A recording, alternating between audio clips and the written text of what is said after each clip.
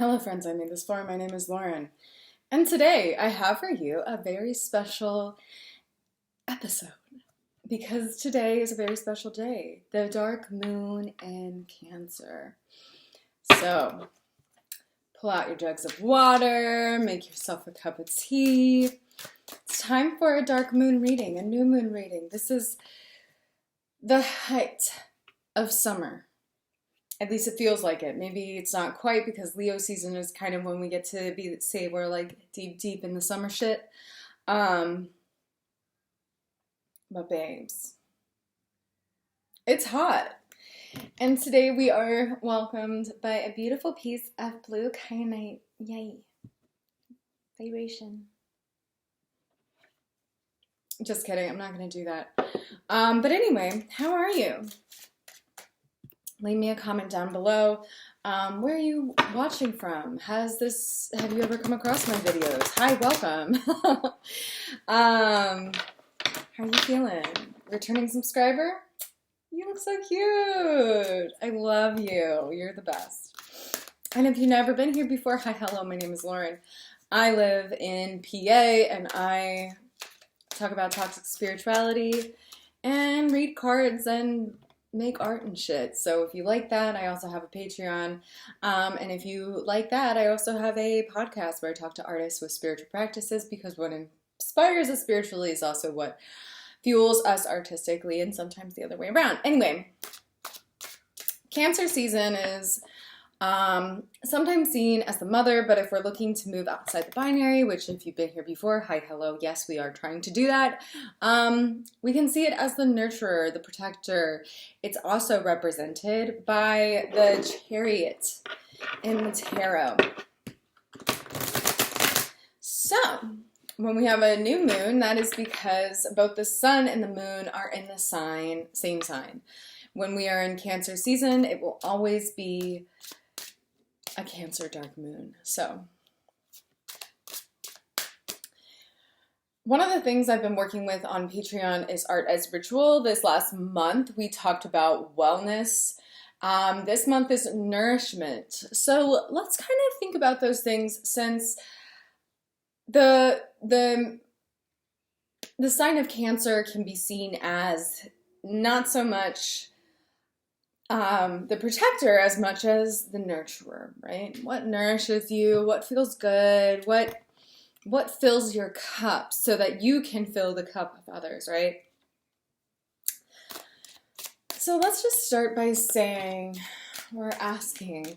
opening ourselves up to what do we need in order to be more nourished? And this is generally speaking. This is for all y'all. All y'all, what do we need more of in order to feel more deeply nourished?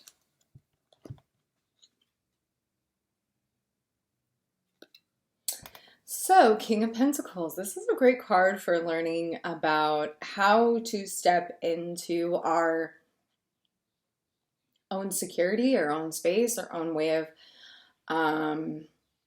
almost reveling in the strength and growth for ourselves around what we are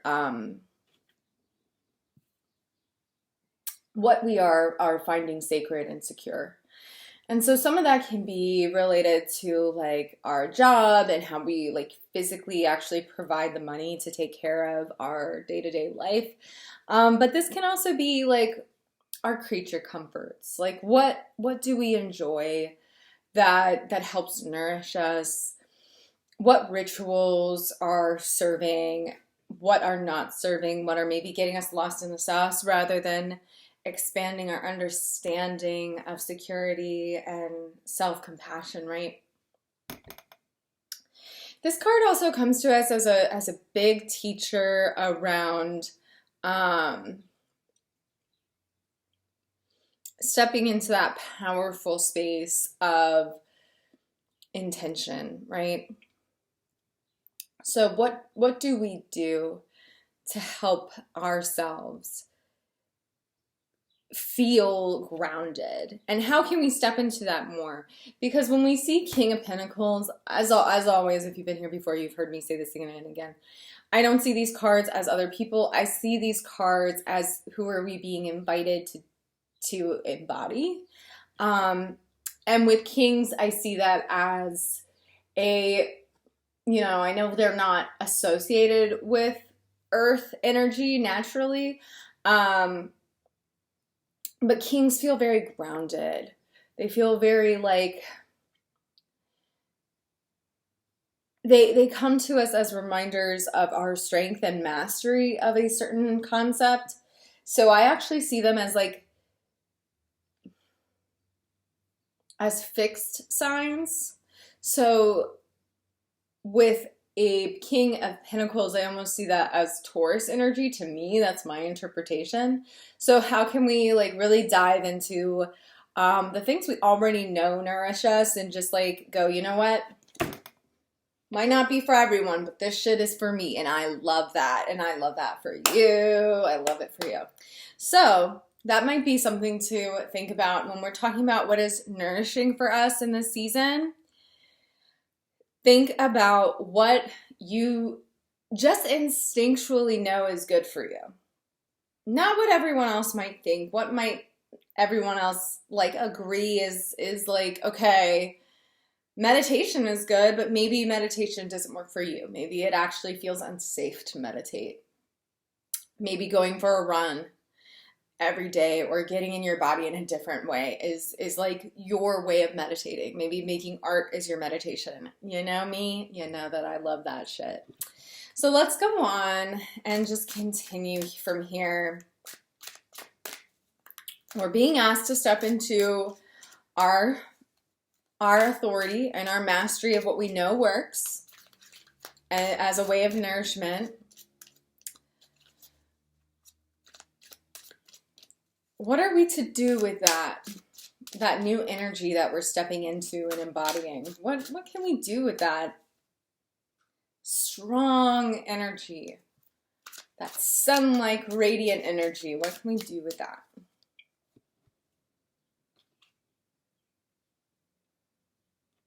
So a little side note, when I say sun, I don't talk about things as masculine and feminine. I find those things to be derivative. Instead, I like to see them as sun and moon. You might think that that's a little like too much. That's fine. That's just how I don't resonate with the terms masculine and feminism. I just find it like reductive when we can use other words like sun or moon. So I say sun, and that's what I mean, if that helps make sense. Anyway, the next card I pulled was Three of Wands.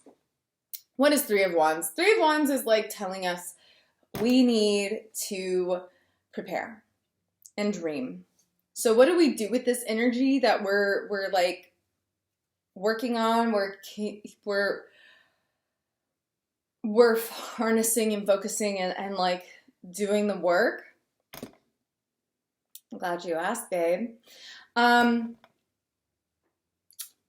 that's the thing about our mental health, and once we get it supported, right? Once we get our body best supported, once we get our needs fully met, then we can start to think about our dreams, our goals, our long-term next steps. And the Three of Wands are like our soul's fire, our passion, our creative energy. But it's like if Pentacles is the body, fire is our spirit. Fire is the spirit.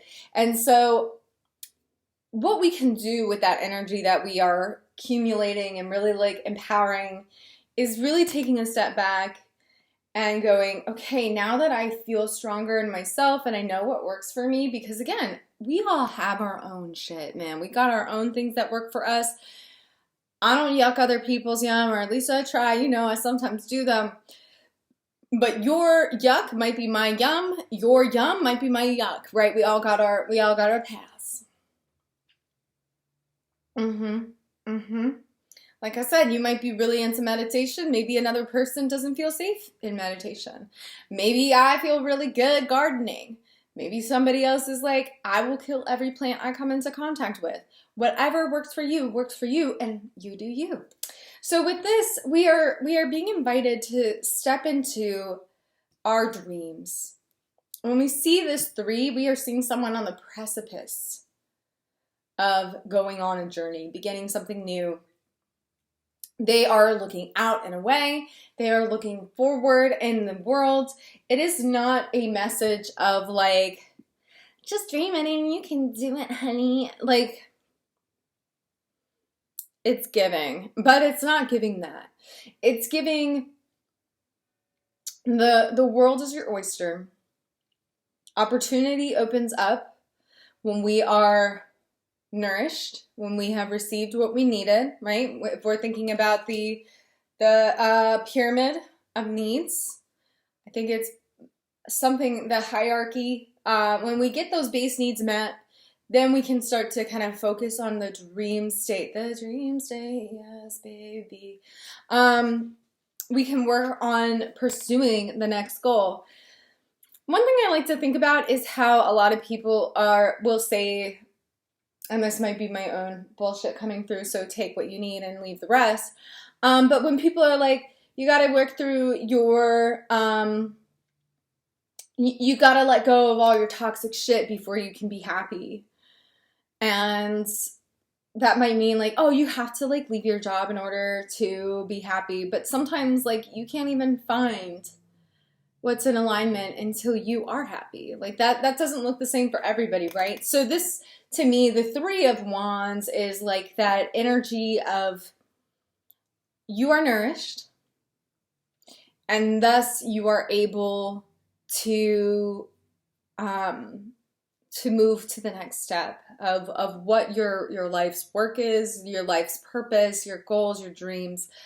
And so what do we do with this energy that we're cultivating because we are focusing on what's nourishing us and embodying that?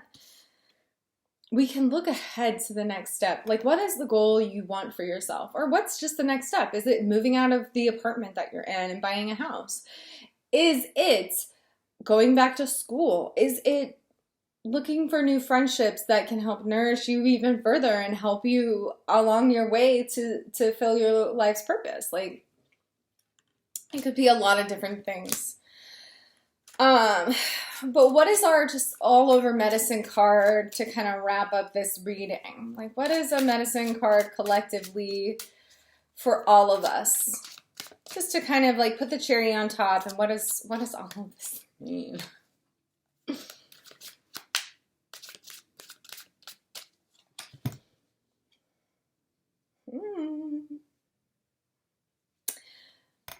The medicine card for us is actually reminding ourselves to be flexible.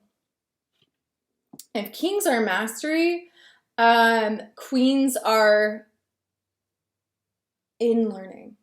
They're in school, they're flexible, they're adjusting, they are the sign to me that this is like mutable energy. How can we shift with the world that we're in? How can we shift perspectives or kind of like go with the flow, right? How can we find more flow? And with the Queen of Cups, that shit's ultimate flow. That shit is, we are divinely flowing. We are learning to master the state of flow and master the state of how our expectations can change, our knowledge can change, our points of view can change because we are constantly learning, right? If this is the professor, this is like the student who is getting their doctorate, okay? There is this idea that there is always more to know.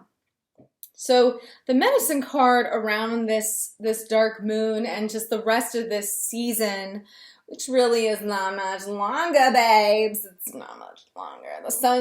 The sun changes soon, but hold on to your hats. It's not done yet. And the Queen of Cups is here to remind us that it is okay. It is okay to sit and ponder, to, grow strong in what your convictions are around what nourishes you, and really nurturing those things and stepping into those things, fully embodying those things, but also knowing that things can change. You can get bored with something. You can get over something. You can kind of grow to no longer need something. Maybe meditation that's just sitting and being guided works for a certain amount of time, but maybe at a certain point it's like, you know what? I need to do more breath work. And this is coming back to this card, the Three of Wands. It's because ultimately the work that we do is our next window into the next step, right? We're constantly evolving as people, and this threshold that we stand at, that we are like ready to move through, a new one always comes. A new one always comes. And the Queen of Cups reminds us to trust our intuition, to deepen our connection there, and be flexible, fluid, baby. Flexi. So that's my reflections on this dark moon in Cancer. Leo season is right around the corner. So there will be more new videos for that. And if you enjoy this video, you like how I read, you find it interesting, of course, feel free to share, like this video, give it a thumbs up, ring the bell for notifications, because I'm trying to get more into these sweet, sweet little musings. And if you like it, great. If you don't, that's fine. I like that you stayed until this point. If you're interested in connecting with me more, Linktree is, of course, down below. And until next time, friends, I love you so much. Bye-bye.